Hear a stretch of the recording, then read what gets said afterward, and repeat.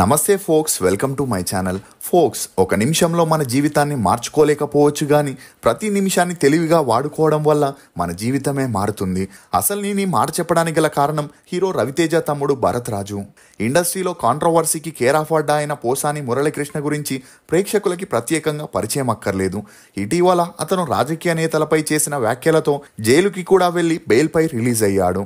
ఇదిలా ఉంటే రవితేజ తమ్ముడు భరత్ ఉన్నట్టుండి యాక్సిడెంట్లో మరణించడంతో పోసాని ఒక ఇంటర్వ్యూలో భరత్తో తనకి ఉన్న అనుబంధం గురించి మాట్లాడుతూ పరుచూరి బ్రదర్స్ దగ్గర తను అసిస్టెంట్గా పనిచేస్తున్న సమయంలో వారిచ్చిన రూమ్లోనే చెన్నైలో ఉండేవాడని, ఆ సమయంలో పరుచూరి వెంకటేశ్వరరావు గారి అబ్బాయి అయిన రవి ఓ రోజు తన దగ్గరికి వచ్చి రవితేజ తమ్ముడైన భరత్ తన లవర్తో చెన్నైకి వచ్చాడని, ఆమె ఓ బిగ్ షాట్ కూతురని, వారింట్లో వీరిద్దరి కోసం వెతుకుతుంటే పారిపోయి తన దగ్గరికి వచ్చారని, వారికి మీ రూమ్లో 2 రోజులు ఆశ్రయం ఇస్తే ఆ తర్వాత రిజిస్టర్ మ్యారేజ్ చేసుకొని వెళ్ళిపోతారని చెప్పడంతో పోసానికి వేరే దారి లేక వారిద్దరికి తన రూమ్నిచ్చేసి తను ప్రసాద్ ల్యాబ్కి వెళ్ళి పడుకునేవాడని, ఇక అలా చెప్పినట్లే వారు 2 రోజుల్లో పెళ్లి చేసుకొని వెళ్ళిపోయారని చెప్పడంతో ఇప్పుడు భరత్ గురించి తెలుసుకోవడానికి నెటిజన్లు ఇంట్రెస్ట్ చూపిస్తున్నారు. అసలు భరత్ 2 పెళ్లిళ్ళు ఎందుకు చేసుకోవాల్సి వచ్చింది? భరత్ హఠాత్ మరణం వెనుకున్న రహస్యం ఏంటి? భరత్ ని మత్తుమందు కేసులో ఇరికించిందెవరు? రవితేజకి భరత్ కి ఉన్న గొడవలేంటి? తన కడచూపుకి కూడా కుటుంబ సభ్యులు ఎందుకు వెళ్ళలేదు అనే నమ్మలేని నిజాల్ని ఈ వీడియోలో చెప్పడానికి నేను ప్రయత్నిస్తాను. మీరు మాత్రం ఈ వీడియోని పూర్తిగా చూడండి. ఎన్నో టీ రుచులతో మీరు అలసిపోయి ఉంటారు. అందుకే మీకోసం బేబర్ చాక్లెట్ ని తీసుకొస్తున్నాం. ఇది రుచికి రుచి, ఆరోగ్యానికి ఆరోగ్యం. ఇందులో ఉండే ఫ్లవనాయిడ్లు రక్తనాళాలని వృద్ధి చేసి గుండె ఆరోగ్యాన్ని పెంచుతుంది. చాక్లెట్ టీ తాగడం ద్వారా ఒంట్లో కొవ్వు పెరగడాన్ని నియంత్రిస్తూ మతిమరుపుని కూడా తగ్గిస్తుంది. స్క్రీన్ పై కనిపిస్తున్న కూపన్ కోడ్ ని ఉపయోగిస్తే ఫస్ట్ 20 ఆర్డర్స్ కి 20% డిస్కౌంట్ దొరుకుతుంది. త్వరపడండి. ఇప్పుడు అమెజాన్, ఫ్లిప్కార్ట్ లో కూడా అవైలబుల్ గా ఉన్నాయి. కానీ మన వెబ్సైట్ లో ఆర్డర్ చేసుకుంటే మంచి ఆఫర్స్ ఉన్నాయి. భూపతి రాజు భరత్ రాజు అలియాస్ భరత్. ఇతను 1970 సెప్టెంబర్ 13న ఆంధ్రప్రదేశ్లోని జగ్గంపేటలో ఒక మధ్యతరగతి కుటుంబంలో జన్మించాడు. తండ్రి రాజగోపాలరాజు, తల్లి రాజలక్ష్మి. ఇతనికి రవితేజ అనే అన్నయ్య, రఘు అనే తమ్ముడు కూడా ఉన్నారు. ఇక ఇతని తండ్రి ఫార్మసిస్ట్గా పనిచేస్తే తల్లి హౌస్ వైఫ్గా ఉండేది. ఇదిలా ఉంటే రాజగోపాల్ గారు పని నిమిత్తం జైపూర్, ఢిల్లీ, భోపాల్, ముంబై అని తరచూ ట్రాన్స్ఫర్స్ అవుతూ తిరుగుతుండడంతో తనతో పాటు తన భార్య, 3 పిల్లల్ని కూడా తీసుకెళ్తుండేవారు. ఇక అలా ఒక స్టేజ్లో ఊరూరు తిరగడం వల్ల తన పిల్లల చదువులకి ప్రాబ్లం అవుతుందని కుటుంబంతో కలిసి విజయవాడలో సెటిల్ అయ్యారు. ఇక ఇదిలా ఉంటే రవితేజ చిన్నప్పటి నుండి సినిమాల్లో యాక్ట్ చేసి హీరో అవ్వాలనుకుంటే భరత్ మాత్రం తను బాగా చదివి ఫారెన్ లో జాబ్ చేయాలని, బాగా డబ్బు సంపాదించాలనుకునేవాడు. ఇక అలా భరత్ తన స్కూలింగ్ ని విజయవాడలోని ఎన్ఎస్ఎన్ స్కూల్లో చదివాడు. చదువుల్లో చురుగ్గా ఉన్న భరత్ తన ఇంటర్ పూర్తవగానే బీటెక్లో జాయిన్ అయితే రవితేజ బీఏ డిస్కంటిన్యూ చేసి చెన్నైకి వెళ్లి సినిమాల్లో ఛాన్స్ల కోసం ట్రై చేస్తూ junior artist friend character supporting roles చేస్తూ స్ట్రగుల్ అవ్వడం చూసిన భరత్ ఎప్పటికీ తను ఇండస్ట్రీ వైపు వెళ్ళకూడదని డిసైడ్ అయ్యాడు. ఇక ఇదిలా ఉంటే ఇతను చదివే కాలేజీలో హైదరాబాద్కి చెందిన ఫేమస్ ఇండస్ట్రియలిస్ట్ కూతురైన శిరీష కూడా భరత్తో కలిసి బీటెక్ చదువుతుండేది.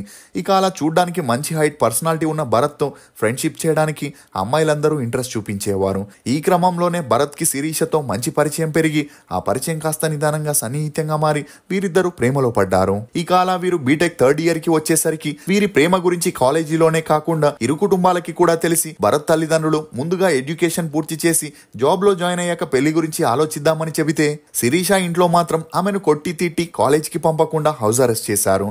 ఇక అలా భరత్ శిరీషతో పీకల్లోతు ప్రేమలో ఉండడంతో ఆమెను వదిలుండలేక తన ఫ్రెండ్ సహాయంతో శిరీషని ఇంట్లో నుండి బయటకు తీసుకొచ్చి తన బెస్ట్ ఫ్రెండ్ అయిన పరుచూరి రవి సపోర్ట్తో చెన్నైకి వెళ్ళగా అక్కడే 2 రోజుల పాటు ఎవరికీ అనుమానం రాకుండా పోసాని కృష్ణమురళి రూమ్ లో ఉంటూ ఆ తర్వాత వీరిద్దరూ రిజిస్టర్ మ్యారేజ్ చేసుకుని ఒకటయ్యారు. ఇక అలా పెళ్లి తర్వాత వీరిద్దరూ విజయవాడలోని భరత్ ఇంటికి వెళ్ళగా శిరీష కుటుంబ సభ్యులు అక్కడికి వెళ్లి నానారచ్చ చేసి గొడవ చేయడంతో పోలీసులు ఈ విషయంలో ఇన్వాల్వ్ అవ్వగా శిరీష తల్లిదండ్రులు కూతుర్ని పట్టించుకోకుండా తనతో ఉన్న బంధాన్ని కూడా తెంచేసుకున్నారు.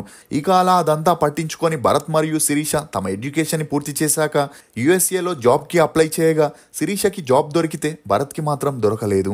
కానీ శిరీష నిదానంగా భరత్ని కూడా యుఎస్ఏకి తీసుకెళ్లగా అక్కడే వీరిద్దరూ జాబ్ చేసుకుంటున్న భరత్కి మాత్రం కొన్నాళ్ళకే ఆ జాబ్ బోర్ కొట్టడంతో ఇంట్లోనే ఖాళీగా ఉంటుండేవాడు. దీంతో భార్యాభర్తలిద్దరి మధ్య మనస్పర్ధాలు వచ్చి పెద్దగా గొడవలు జరగడంతో వీరిద్దరూ యుఎస్ఏ నుండి ఇండియాకి రావడం జరిగింది. ఇక అప్పటికే రవితేజ మీడియం బడ్జెట్ మూవీస్లో హీరోగా యాక్ట్ చేస్తూ ఫ్యామిలీని కూడా హైదరాబాద్కి షిఫ్ట్ చేశాడు.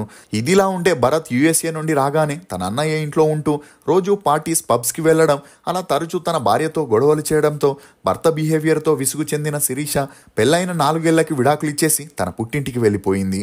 దీంతో మానసికంగా కృంగిపోయిన భరత్ అప్పటి నుండి మత్తు మందుకి మద్యానికి బానిసై గర్ల్ ఫ్రెండ్స్తో కూడా తిరగడం మొదలెట్టాడు. ఇక ఈ క్రమంలోనే ఒక పార్టీలో భరత్ మోడల్ అయిన అనూషాని కలవడం, అలా వీరిద్దరికి పెరిగిన మంచి పరిచయం కారణంగా వీరిద్దరూ ప్రేమలో పడి పెళ్లి చేసుకున్నారు.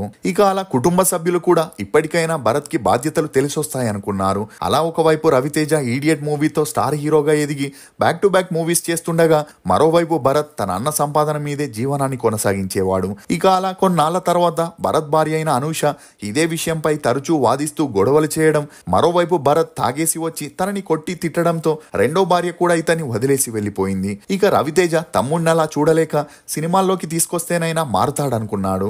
అలా డైరెక్టర్ ఎస్వి కృష్ణారెడ్డి గారికి భరత్ని పరిచయం చేయగా భరత్ యాక్టింగ్ అంతంత మాత్రమే ఉన్న రవితేజ రికమెండేషన్తో అతడే ఒక సైన్యం మూవీలో తనకి ఒక పాత్రనివ్వడం జరిగింది. అలా ఆ మూవీలో భరత్ యాక్టింగ్ ని చూసిన రవితేజ తను హీరోగా యాక్ట్ చేసిన వెంకీ మూవీలో కూడా ఏసీపీ క్యారెక్టర్ నివ్వడంతో ఆ తర్వాత పెదబాబు, వీరభద్ర, డి, ready, Mangatayaru, tiffin centre, Ek Niranjan అనే మూవీస్ ని చేస్తూ బిజీగా ఉండడంతో రవితేజ కూడా తన తమ్ముడు ప్రయోజకుడయ్యాడనుకున్నాడు.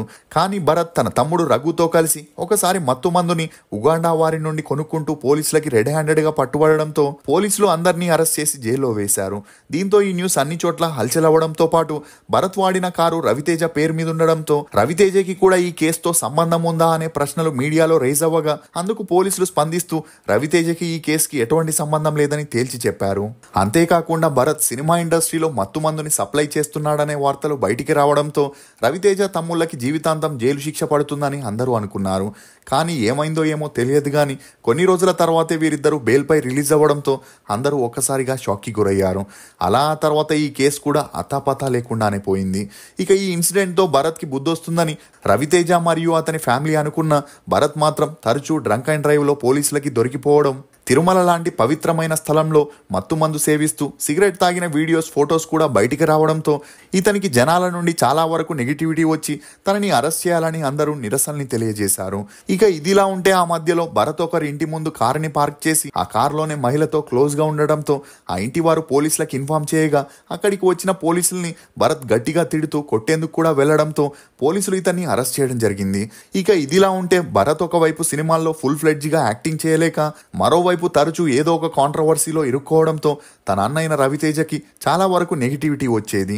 ఈ క్రమంలోనే తమ్ముడికి రవితేజ ఎంత నచ్చజెప్పినా వినకపోవడం, మళ్ళీ అదే తప్పు చేయడంతో తమ్ముడి బిహేవియర్తో విసుగు చెందిన రవితేజ భరత్తో గొడవ పడినా ఎటువంటి ప్రయోజనం లేకపోవడంతో రవితేజ తన తల్లిదండ్రులు, తమ్ముళ్ల కోసం మరో ఇల్లుని తీసుకొని సపరేట్గా ఉండడం మొదలెట్టారు. అంతేకాకుండా వీరికి రవితేజనే ప్రతి నెల డబ్బులు ఇస్తూ తమ కెరియర్ వైపు దృష్టి పెట్టమని రఘుకి, భరత్కి చెబుతూనే ఉన్న యాక్టింగ్లో అంతంత మాత్రమే ఉండడంతో వీరిద్దరికి ఎవరు ఛాన్స్లు ఇచ్చేవారు కాదు. అలా ఒకవైపు తన అన్నయ్య రవితేజ స్టార్ హీరోగా ఎదిగి బిజియెస్ట్ ఆర్టిస్ట్గా మారితే భరత్ మాత్రం తన పర్సనల్ మరియు ప్రొఫెషనల్ లైఫ్ అయిపోయిందని తన అన్నతో కంపేర్ చేసుకుంటూ మానసికంగా కృంగిపోయి తరచూ ఫ్రెండ్స్తో పార్టీస్ చేసి చెడు అలవాట్లకి బానిసయ్యాడు. ఇక ఈ క్రమంలోనే 2017 జూన్ 25న ఆదివారం సాయంత్రం తన తల్లికి ఒక పార్టీ ఉందని చెప్పి శంషాబాద్లోని నో హోటల్కి వెళ్లడం, అక్కడ బాగా మద్యం తీసుకొని తిరిగి ఇంటికి వస్తుండగా మరో ఫుల్ బాటిల్ని తాగుతూ గంటకి 145 కిలోమీటర్ల స్పీడ్తో ప్రయాణించగా బయలుదేరిన 10 నిమిషాలకే 35 కిలోమీటర్లు వచ్చిన Bharat Shamshabad outer ring road రాగానే ఆగి ఉన్న లారీని గుద్దడంతో తను వచ్చిన స్పీడ్కి కారు లారీ లోపలికి వెళ్ళిపోయింది. దీంతో హుటాహుటిగా ఆ లారీ డ్రైవర్, క్లీనర్ వచ్చి కారులో ఉన్న భరత్ని బయటికి తీసే ప్రయత్నం చేసినా ఎలాంటి ప్రయోజనం లేకపోవడంతో పోలీసులకి ఇన్ఫార్మ్ చేశారు. అలా 2 గంటల తర్వాత భరత్ని బయటికి తీసిన అప్పటికే రక్తస్రావం ఎక్కువై భరత్ తన 47వ ఏటకి లోకాన్ని వదిలి వెళ్ళిపోయాడు.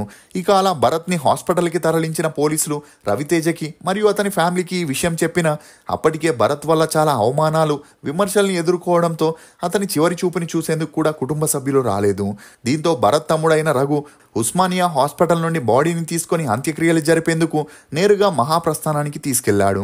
ఇక అలా కుటుంబీకులు భరత్ చివరి చూపుకి కూడా రాకపోవడంతో సోషల్ మీడియాలో విపరీతమైన చర్చ జరగగా ఈ ఇష్యూపై స్పందించిన రవితేజ ప్రమాదంలో భరత్ ముఖం పూర్తిగా చెదిరిపోయినందువలన అది చూసి తాము తట్టుకోలేరని, అందుకే అంత్యక్రియలకి కూడా రాలేదని రవితేజ ప్రకటించడంతో నెటిజన్లు ఒక్కసారిగా షాక్కి గురయ్యారు. ఇక భరత్ దేహాన్ని జూబ్లీహిల్స్లోని మహాప్రస్థానానికి తీసుకెళ్లి కుటుంబ సభ్యులు ఎవరూ లేకపోవడంతో ఒక జూనియర్ ఆర్టిస్ట్కి 1500 రూపాయలనిచ్చి కార్యాన్ని జరిపించారనే వార్తలు సోషల్ మీడియాలో హల్చలవడం, అలా ఆ జూనియర్ ఆర్టిస్టే స్వయంగా ఒక వీడియోలో చెప్పడంతో అందరూ రవితేజని విమర్శించడం మొదలెట్టారు. ఇక ఈ వార్తలు వైరల్ అవ్వడంతో వీటిపై స్పందించిన భరత్ తల్లి, అంత్యక్రియలు చేసిన వ్యక్తి భరత్ సొంత బాబాయ్ అని, జూనియర్ ఆర్టిస్ట్ కాదని చెప్పినా ఎవరూ ఆ మాటల్ని నమ్మలేదు. భరత్ నటించిన మూవీస్ లో మీ ఫేవరెట్ అనేది కమెంట్ సెక్షన్ లో తప్పకుండా తెలియజేయండి. ఫోక్స్ జీవితం అచ్చువేయని పుస్తకం, దానికి రోజులే పేజీలు. అందం డబ్బుతో పుట్టడం అనేది మన చేతుల్లో ఉండదు గాని గొప్ప వ్యక్తిత్వంతో జీవించడం అనేది మన చేతుల్లోనే ఉంటుంది. ఇది ఫోక్స్ నటుడు భరత్ గురించి కొన్ని నమ్మలేని నిజాలు. ఈ వీడియో మీద మీ అభిప్రాయాన్ని కమెంట్ సెక్షన్ లో తప్పకుండా తెలియజేయండి. మేము చేసిన ఈ వీడియో మీకు నచ్చినట్లయితే ఒక లైక్ ద్వారా మీ సపోర్ట్ ని మాకు తెలియజేయండి. For more interesting videos please subscribe to CR voice. Thank you.